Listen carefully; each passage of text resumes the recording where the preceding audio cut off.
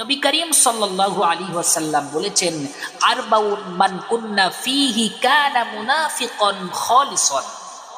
যে ব্যক্তির ভিতরে চারটি স্বভাব পাওয়া যাবে ওই ব্যক্তিটি মুনাফিক, খাঁটি মুনাফিক। চারটি স্বভাব যে ব্যক্তির ভিতরে পাওয়া যাবে।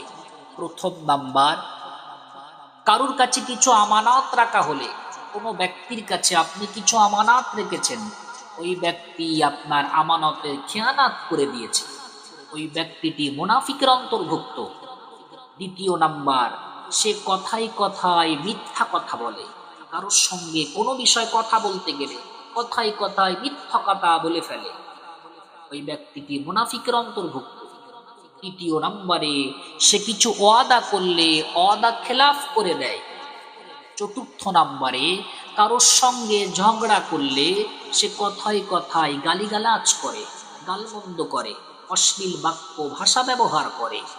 এই চারটি স্বভাব মুনাফিকের স্বভাব।